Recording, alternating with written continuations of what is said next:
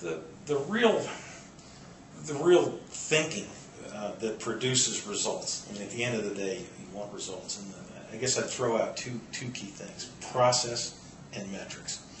You really have to think about the process of selling. You know, what is the process that you need to follow to sell your product and/or service right now? Figure out what that is, and then measure your effectiveness at delivering it. I use an example quite often. I mean, it has nothing to do with sales, but hopefully it'll illustrate the point. I mean, shot putting. Okay, you think of a 16-pound iron ball with a big burly guy tries to throw it as far as he can. And a guy named Perry O'Brien was the first guy to put the shot more than 60 feet. It was a big deal. The guy was, I mean, you think of a shot putter, you think of the big dumb ox. This guy he had a PhD. I mean, he was a really bright, intellectual sort of guy, and he looked at the process of shot putting. Now, how complicated can it be, right? But he wasn't the biggest or the strongest guy, but he was the record holder. First guy that hit 60 feet, and he noticed that taller men tended to be better shot putters.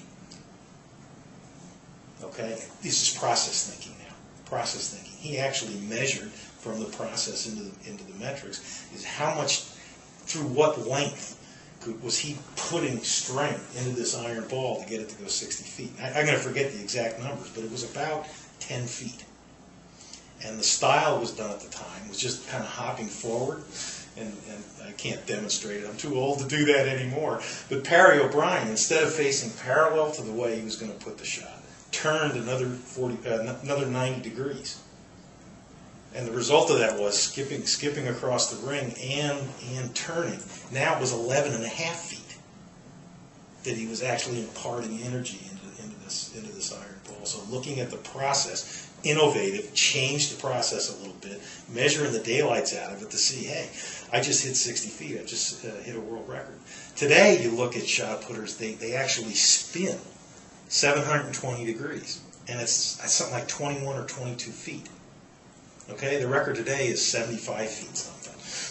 Okay, so you just think of this process, looking at the process, innovating in the process, changing it, and just measuring the daylights as you go through it. It applies to shot putting, it applies to sales, it applies to any business process you can possibly think of. So that's the work behind it. Take a look at how you sell.